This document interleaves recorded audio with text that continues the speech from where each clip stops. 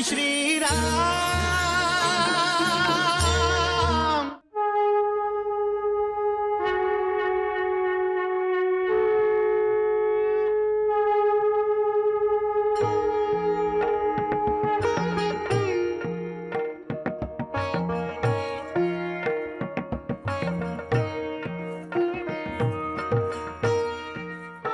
प्रणाम महारानी।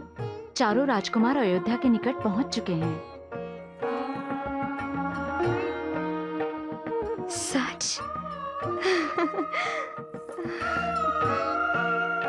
महारानी कैकेयी, महारानी, महारानी, महारानी, मेरा भरत आ गया, मेरा भरत आ गया। वो अयोध्या के मुख्य द्वार पे है। मैं उसे लेने जा रही हूँ, मैं उसे लेने जा रही हूँ।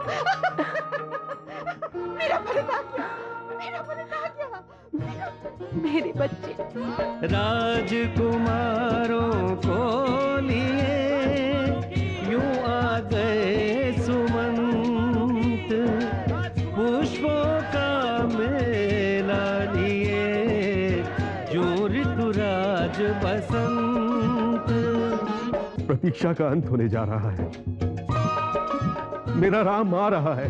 राजकुंवर वर्षों में आए, उमड़ी प्रजा हृदय हर्षाए। राम को ढूंढे नैना सबके, आकुल व्याकुल प्यासे कब के। आज मेरे हर्ष की कोई सीमा नहीं है। आज मेरा राम आ रहा है। मेरा राम आ रहा है। झुक झुक लोग करें अभिवादन, बोले जय जय जय रघुनंदन। हो रही आरती विद्यानिधि गुण गाम की। जय भरत शत्रुघ्न लक्ष्मण और श्री राम की। महारानी, राजकुमारों के रथ ने नगरी का दूसरा द्वार पार कर लिया है। अब तक राजकुमार तीसरे द्वार तक पहुंच गए होंगे। एक एक द्वार पार करने में कितना समय लग रहा है मेरे राम को। नगरी के 8 द्वार कब पार करेगा और कब मेरे पास पहुंचेगा मेरा राम।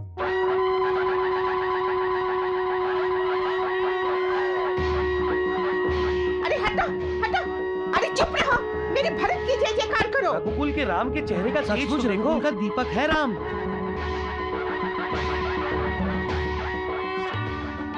प्रणाम महाराज। राम को आने में इतना विलंब क्यों हो रहा है?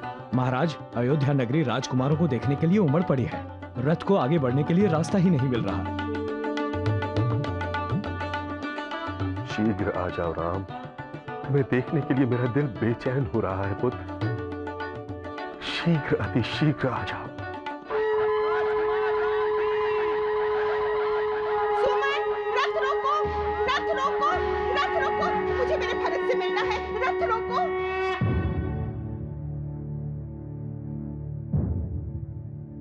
इनमें से भरत कौन है?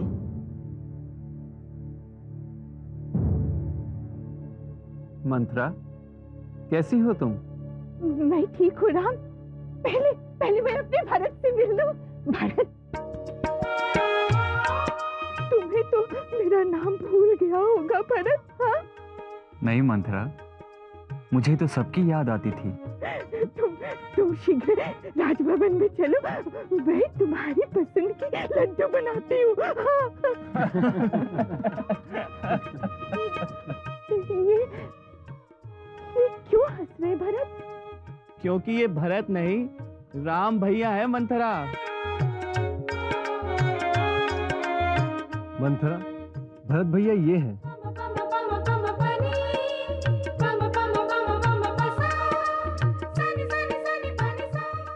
भरत, ये सच कह रहे हैं?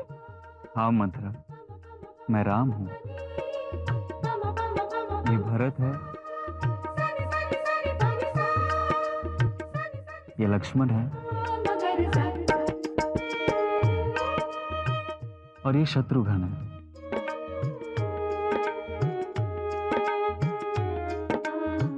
फंस गई ना मंथरा। मेरे हिस्से का सारा प्यार तो तुमने राम भैया पर लुटा दिया। मुझसे भूल हो गई भरत, मुझसे भूल हो गई, मुझसे भूल हो गई, मुझसे भूल हो गई। लक्ष्मण, किसी का भी दिल नहीं दुखाना चाहिए। देखो, मंथरा बुरा मान गई ना। वो खुश कब होती है भैया? जब वो भरत को देखती है। तुम बड़े ही भाग्यशाली हो भरत, जो तुम्हें मंथरा इतना चाहती है। भैया, कभी कभी इसके प्यार से डर लगता है मुझे। रथ तो धीरे धीरे बढ़ रहा है, परंतु हमारे दिल की धड़कनें तो बहुत तेजी से बढ़ रही हैं। कब मिलेंगे हम अपने पुत्रों से? हमारी आंखें तो बरसों से तुम्हें देखने के लिए तरस रही हैं राजकुमार, और कितना हमें तरसाओगे।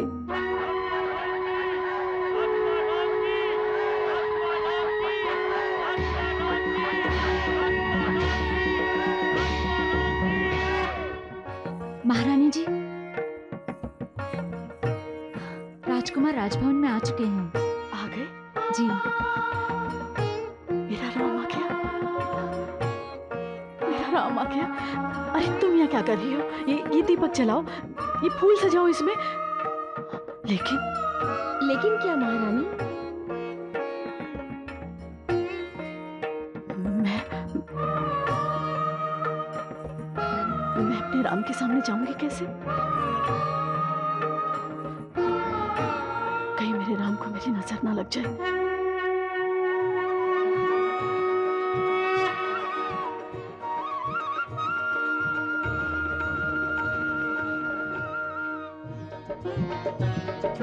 भव्य राज प्रसाद में प्रभु का दिव्य प्रवेश, व्यग्र सुतों से मिलन को माए और अवधेश। दीदी, राम कहाँ है? और भरत, लक्ष्मण, शत्रुघ्न? यदि वो राजभवन में आ चुके हैं तो हमसे मिलने क्यों नहीं आए अभी तक? हमें लगा चारों बच्चे आप ही के पास होंगे दीदी। मुझे लगा वो चारों तुम दोनों के पास गए हैं।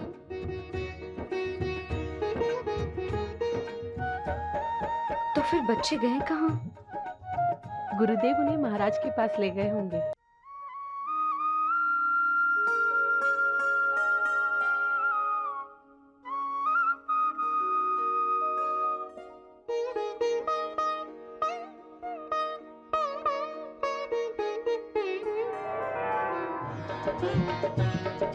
खड़े पिताश्री के निकट विनयवंत श्री राम, पर गुरु आज्ञा के बिना करते नहीं प्रणाम। महाराज दशरथ, आपने हमें नन्हे अबोध बच्चे सौंपे थे। हमने उन पर शिक्षा के संस्कार कर पूर्ण पुरुष और सबोध बनाकर आपको लौटाया है।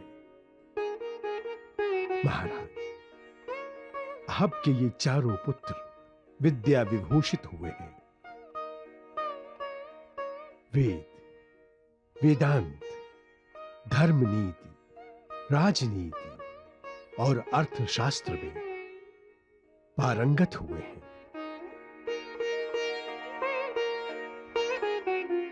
महाराज, जो बच्चे गुरुकुल में प्रवेश से पहले अपने बाणों से पेड़ों पर लटकने वाले आम तोड़ा करते थे, आज वही बच्चे अपने बाणों से शत्रु का सिर उड़ाने में समर्थ हैं।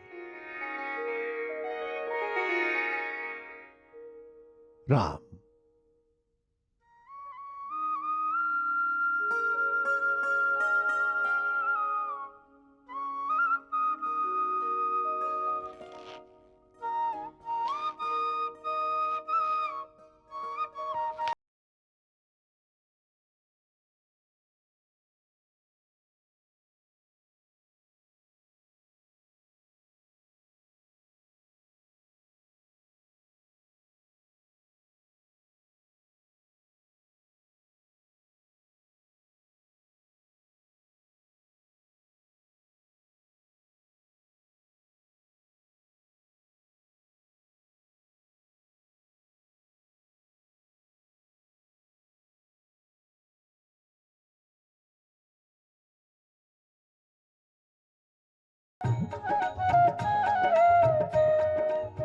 युगो युगो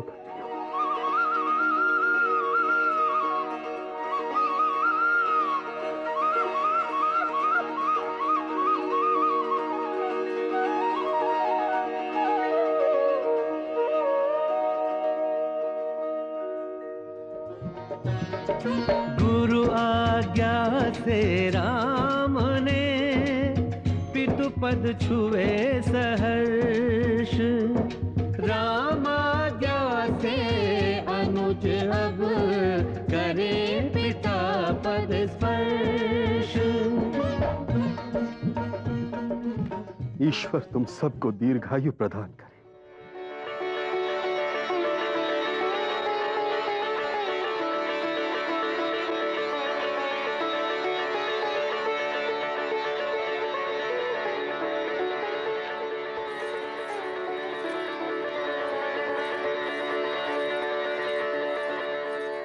प्रणाम गुरुदेव।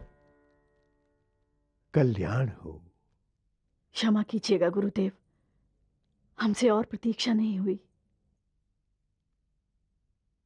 क्षमा तो मुझे मांगनी चाहिए महारानी कौशल्या।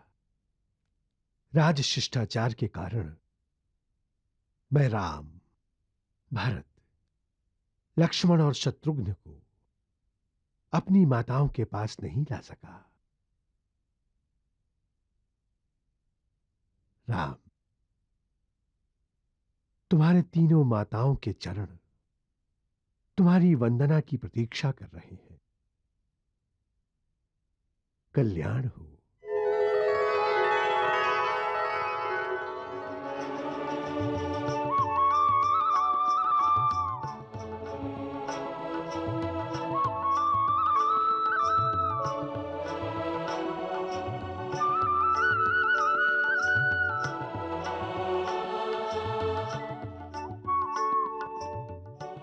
मां, मेरा पुत्र।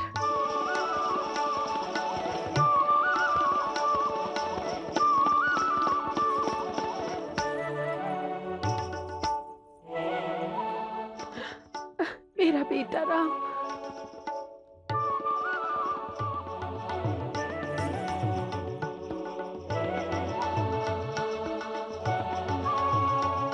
मेरा बेटा राम।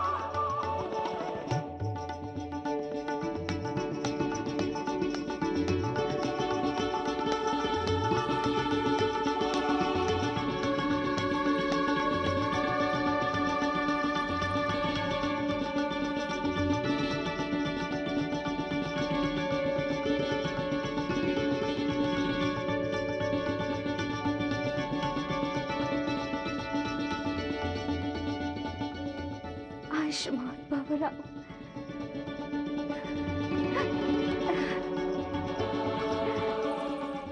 मेरा राम आ गया।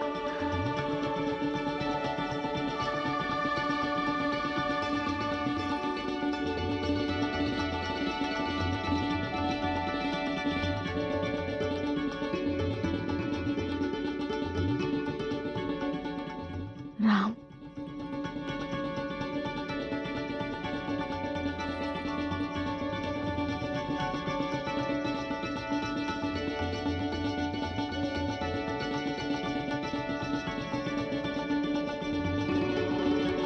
मां, मेरा बेटा।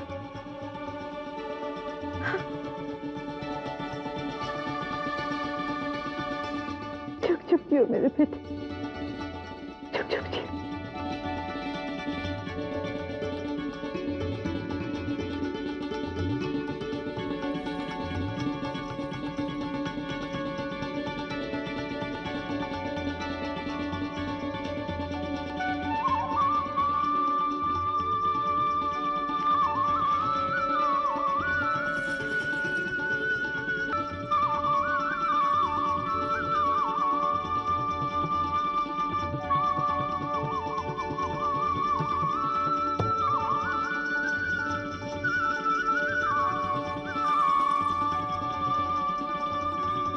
मेरा पुत्र।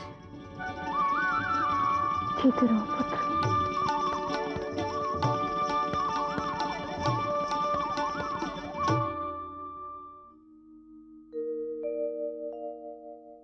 राजकुमारों के लिए हल्दी चंदन घिस कर रख दिया?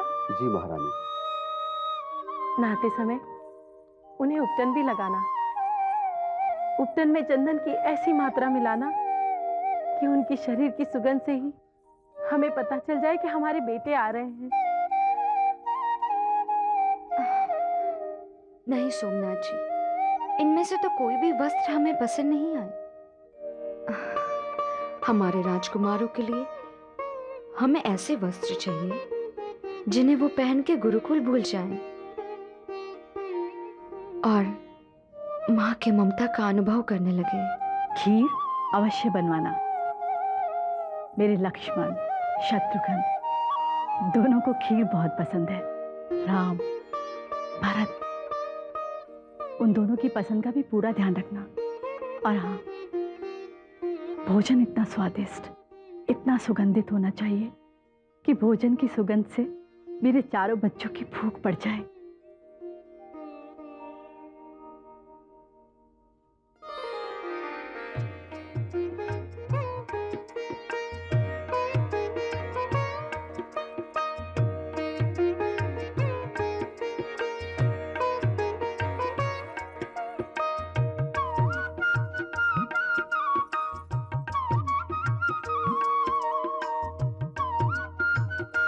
बस माँ, मेरा पेट भर गया। इतनी जल्दी पेट भर गया? सुना है गुरुकुल में तो तुम सारे भाइयों का खाना अकेले ही खा जाते थे। शत्रुघ्न को तो केवल भरत भैया ही खिला सकते हैं। और मेरे भरत को कौन खिलाएगा? मंथरा। मैं यहीं पर हूँ। मैं सब देख रही हूँ, सब सुन रही हूँ।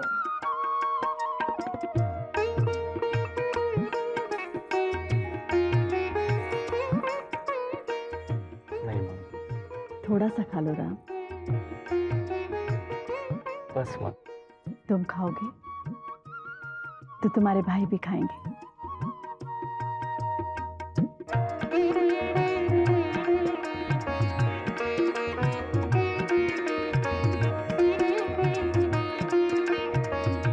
महारानी, तुम सभी का ध्यान राम, भरत, लक्ष्मण, शत्रुघ्न की ओर है।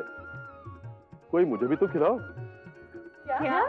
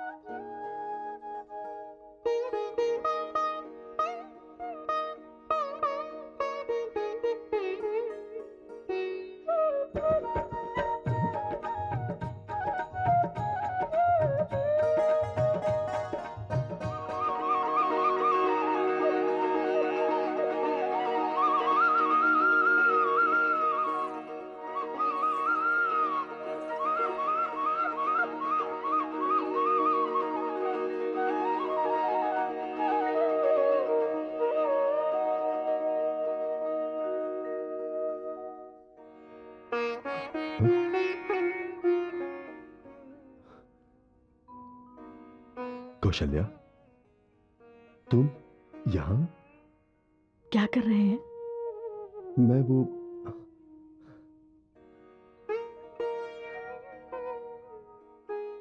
मेरे राम को देख रहा हूं। महाराज, पिता और पुत्र की बात मेरी समझ में तो नहीं आई। आपके सोने से पहले राम आपकी सेवा करता है, और जब राम सोता है तो आप उसे देखते रहते हैं। क्या करूं कौशल्या, मेरी आंखें तो सदा राम को ही देखना चाहती हैं। उसे कितना भी देख लूं, मन ही नहीं भरता। तो जगा दूं राम को? नहीं नहीं, सोने दो उसे। तो चलिए, राम को सोने दीजिए, आप भी चलकर सो जाइए। हाँ,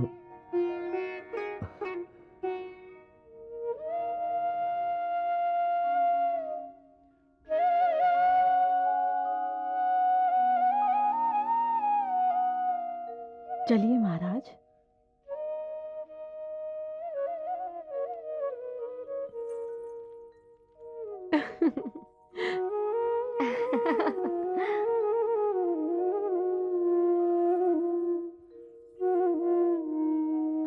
सुमित्रा, केकई क्या करें दीदी, आपकी तरह हम दोनों भी राम को देखने चली आई। राम को देखने के बाद मन को एक अद्भुत शांति मिलती है।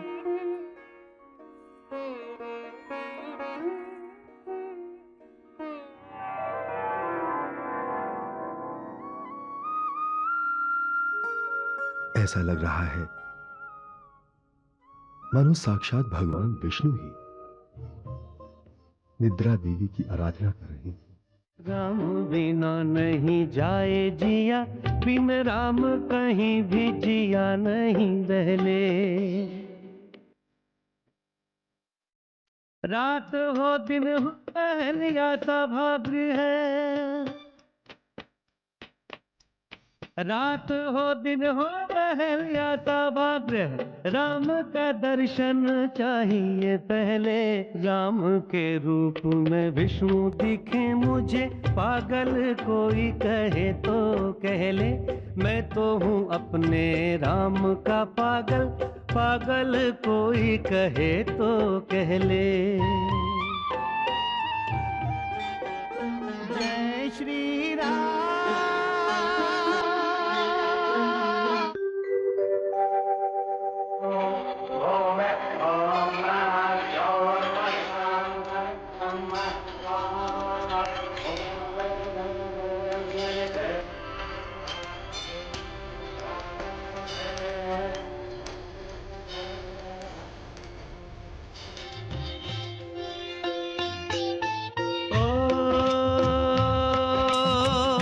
विश्वामित्र राज राजेश्वर बने ब्रह्म ऋषि परम तपोधर। अन्यान्य सिद्धियों साथ सिद्ध इन्हें गायत्री मात्र।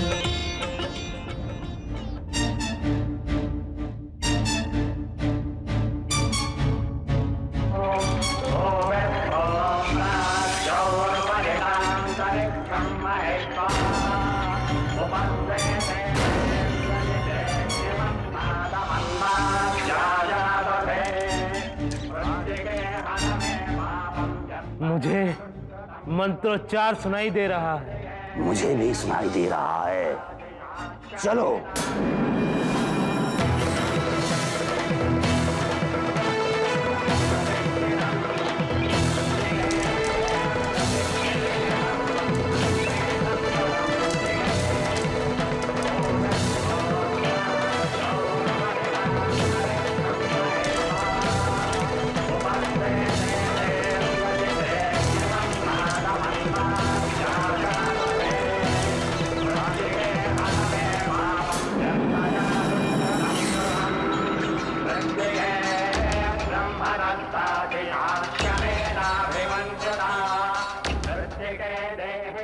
हमारा अनुमान ठीक निकला।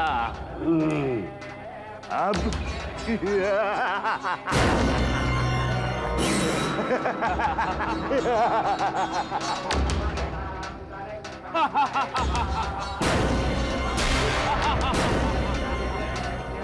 राम महर्षि विश्वामित्र हमसे छिपकर यज्ञ कर रहे हो। किस लिए? महान अस्त्रास्त्रों की प्राप्ति के लिए। परंतु तुम ये भूल गए, महाराज दशानंद के ये दोनों आज्ञाकारी सेवक तुम्हारा ये यज्ञ कभी सफल नहीं होने देंगे। क्षमा चाहता हूं महर्षि विश्वामित्र। महाअस्त्रों की प्राप्ति के लिए किया गया कोई भी यज्ञ हम सफल नहीं होने देंगे। क्यों सुबाहु?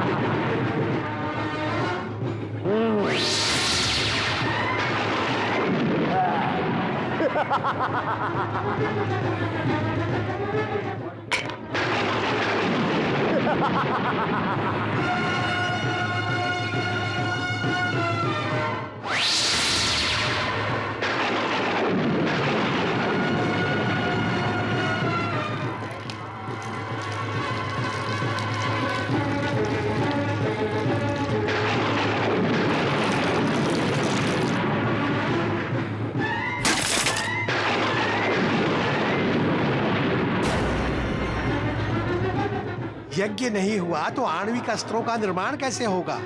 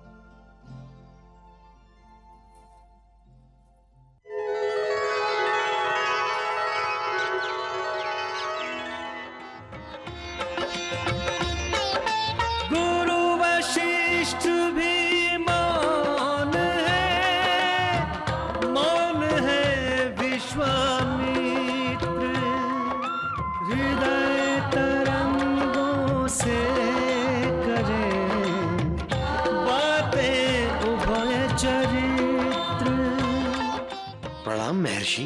प्रणाम ब्रह्मर्षि विश्वामित्र।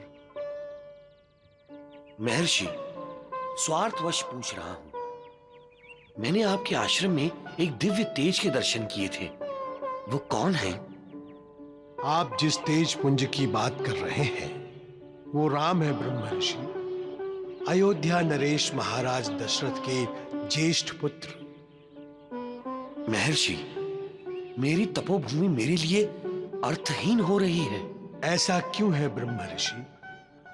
जिस तपोभूमि में यज्ञ ना हो उसे और क्या कहेंगे? मैं और मेरे साथी ऋषि जब जब यज्ञ करते हैं, सुबाहु और मारीच नाम के राक्षस उसे विध्वंस कर देते हैं। अपनी यज्ञों की सफलता के लिए मुझे उस तेज पुंज की आवश्यकता है जो सुबाहु और मारीच को शक्तिहीन कर सके। मुझे राम चाहिए महर्षि। वो तो शिक्षा पूर्ण करके अयोध्या लौट चुके हैं। आप अयोध्या आ जाइए ब्रह्मर्षि।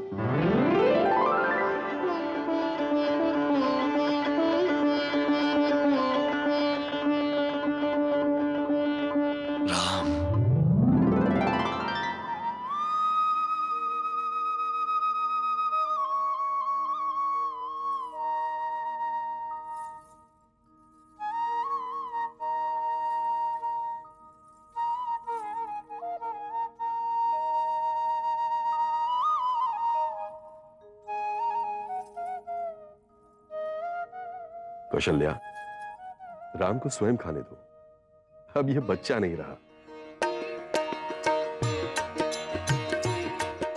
मेरे लिए तो राम अभी भी बच्चा ही है। दीदी ठीक कह रही है महाराज। जब हमारे बच्चे बच्चे थे तो हमें इन पर ममता लुटाने का मौका ही नहीं मिला। उपनयन संस्कार होते ही गुरुदेव इन्हें अपने साथ ही ले गए। अब हम इन पर अपनी सारी ममता लुटाएंगे। लक्ष्मण, तुमने अपना धनुष वहां क्यों रखा है? कहाँ रखा है मैंने अपना धनुष?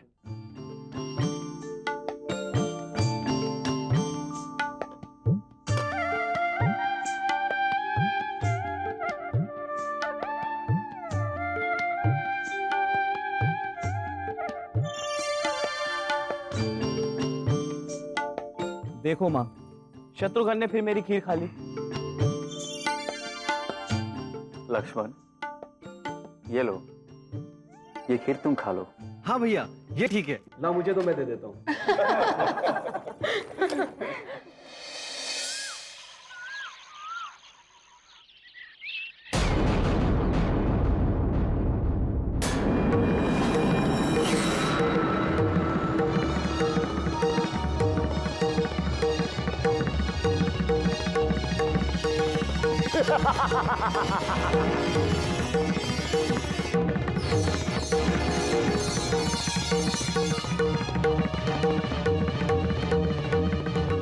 प्रणाम महर्षि।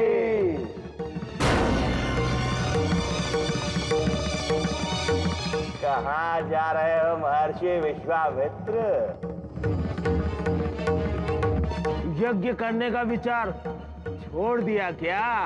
तो आपके यज्ञ के संकल्प का क्या होगा महर्षि विश्वामित्र? सुबाहु, लगता है महर्षि विश्वामित्र अपने यज्ञ की रक्षा के लिए और सेना लेने जा रहे हैं।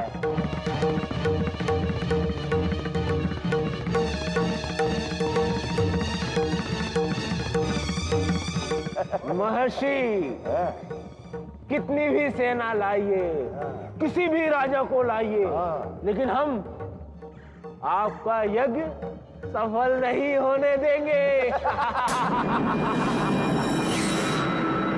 ईश्वर तुम दोनों को सद्बुद्धि दे।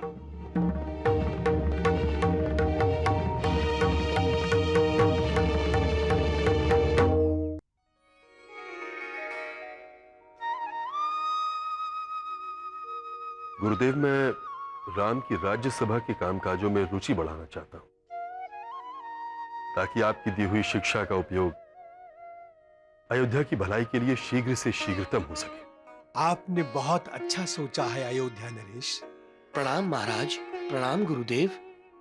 कल्याण हो। महाराज, ब्रह्म ऋषि विश्वामित्र राजभवन की ओर पधार रहे हैं। ब्रह्मर्षि विश्वामित्र?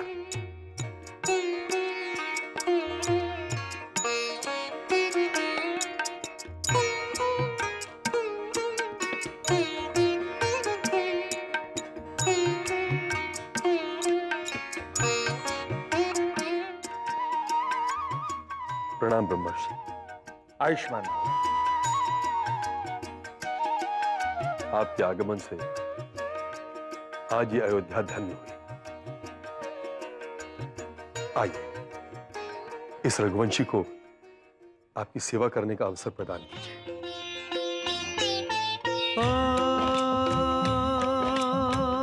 विश्वामित्र जी अवध पधारे,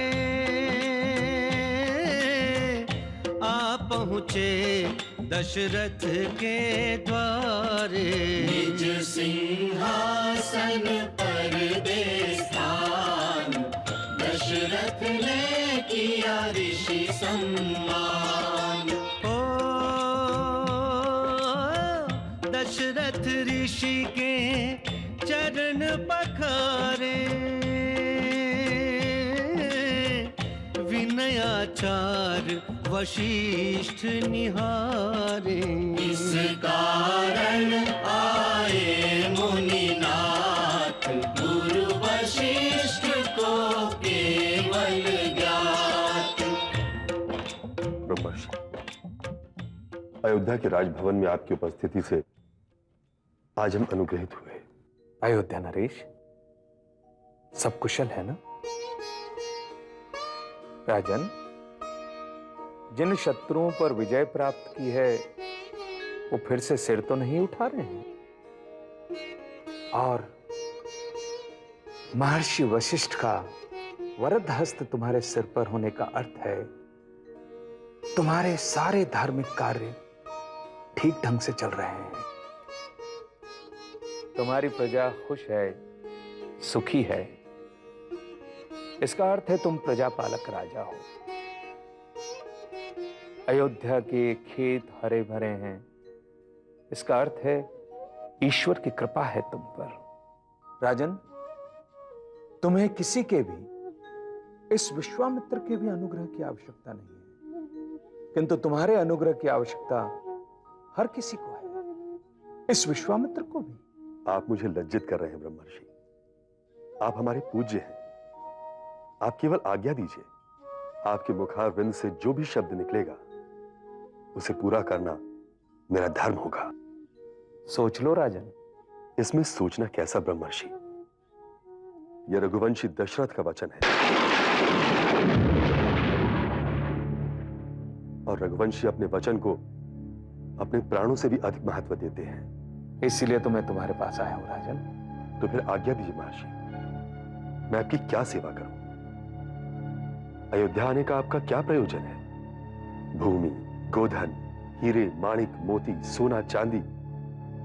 महर्षि, यदि आपको अयोध्या का संपूर्ण राज्य चाहिए तो मैं सहर्ष वो भी आपके चरणों में समर्पित करने के लिए तैयार हूं। नहीं राजन, मुझे अयोध्या का राज्य नहीं चाहिए।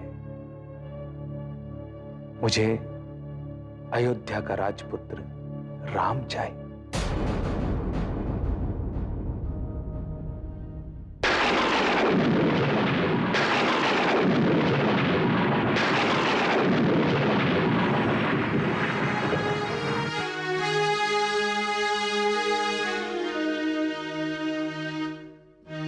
तो मुझे राम दे दो राजन।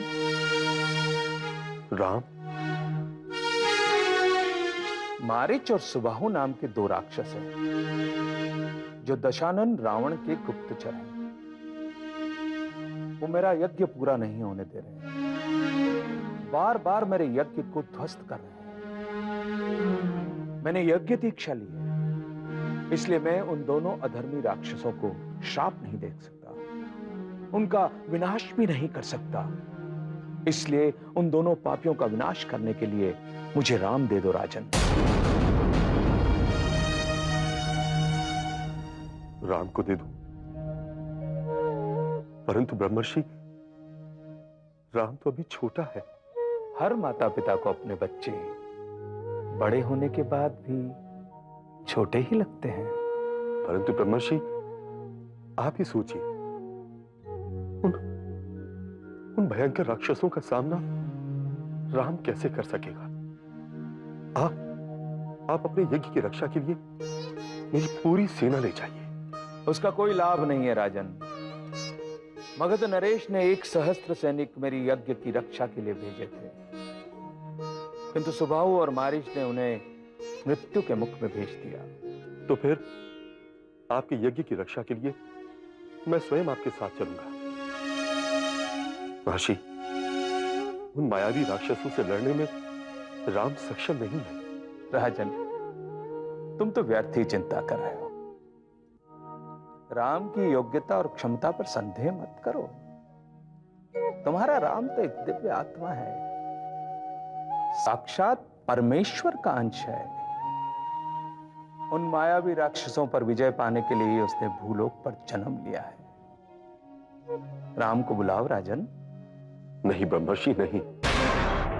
आप मुझ पर कृपा कीजिए। महर्षि, मेरे 4 पुत्र हैं और चारों मुझे प्राणों के समान प्यारे हैं, किंतु राम तो मेरी आत्मा है। उसके बिना मैं जी नहीं पाऊंगा महर्षि। और फिर रावण के उन भयंकर अनुयायियों के सामने मेरा राम स्वयं की रक्षा नहीं कर सकेगा तो आपके यज्ञ की रक्षा कैसे करेगा? मुझे मुझे क्षमा कीजिए महर्षि, मैं आपको राम नहीं दूंगा। आप आज्ञा दीजिए महर्षि। आपके यज्ञ की रक्षा के लिए मैं स्वयं अपने मित्रों और हितैषियों के साथ चलूंगा, और जब तक इस दशरथ के शरीर में प्राण है तब तक मैं आपके यज्ञ की रक्षा करूंगा। किंतु मुझसे मेरे राम को मत मांगिए महर्षि, मुझसे मेरे राम को मत मांगिए। बस करो राजन, बस करो। बड़ी बड़ी बातें करते हो, तुम्हारे शब्द खोखले, बड़े गर्व से अपने आप को रघुवंशी कहते हो, किंतु रघुवंशियों का आचरण नहीं करते हो। पहले तो मेरी मांगी हुई वस्तु देने की प्रतिज्ञा करते हो, आश्वासन देते हो कि मेरे मुंह से जो शब्द निकलेगा उसे तुम पूरा करोगे। अब अपनी प्रतिज्ञा को तोड़ते हो, पीछे हटते हो अपने वचन से, कलंकित करते हो अपने वंश की परंपरा को। जिस रघुवंशी के द्वार से याचक खाली हाथ नहीं लौटता, आज उसी रघुवंशी के द्वार से ये विश्वामित्र खाली हाथ लौट रहा है। ऐसा मत कीजिए ब्रह्मर्षि, ऐसा मत कीजिए। यदि आप यहां से खाली हाथ लौट गए तो इस दशरथ को तो नर्क में भी स्थान नहीं मिलेगा। हे ईश्वर, मैं क्या करूं, मैं क्या करूं? महर्षि वशिष्ठ, आप ही समझाइए राजा दशरथ को। कदाचित महाराज ने राम के दिव्य तेज को नहीं पहचाना। राजन, सारी चिंताओं का त्याग करके ब्रह्म ऋषि विश्वामित्र को समझने का प्रयास करें। जिन्हें गायत्री सिद्ध है, वो ब्रह्म ऋषि जो स्वयं बड़े से बड़े राक्षस का विनाश कर सकते हैं, गौरव राम को मिले, इसलिए वो राम को अपने साथ ले जाना चाहते हैं।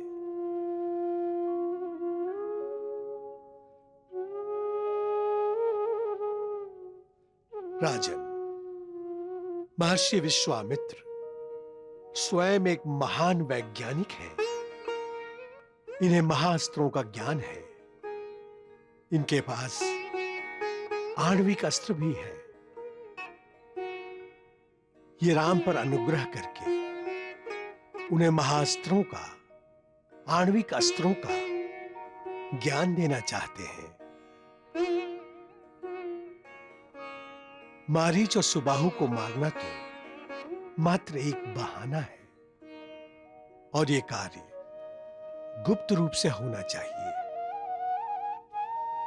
राजन, भविष्य में राम के हाथों कोई महान कार्य संपन्न होने वाला है, ये सोचकर राम को महर्षि के साथ भेज दो। तुम ये समझ लो कि राम उच्च शिक्षा ग्रहण करने के लिए महर्षि के गुरुकुल जा रहा है। राजन, जैसे बच्चा मां के गर्भ में सुरक्षित रहता है, वैसे ही राम ब्रह्म ऋषि की छत्र छाया में सुरक्षित रहेगा। सोचो मत राजन, अपना वचन पूरा करो और राम को, महर्षि को सौंप दो। इसी में तुम्हारी और संपूर्ण विश्व की भलाई है। ब्रह्मर्षि, इस दशरथ से आज तक गुरुजनों की अवज्ञा नहीं हुई है, और आज भी नहीं होगी। पुत्र मोह के अधीन होकर यदि अनजाने में मुझसे आपका अपमान हुआ हो तो उसके लिए मुझे क्षमा कर दीजिए। मैं राम आपको सौंप रहा हूं। सुमंत, आज्ञा महाराज। जाओ, राम को लेकर आओ। जो आज्ञा महाराज।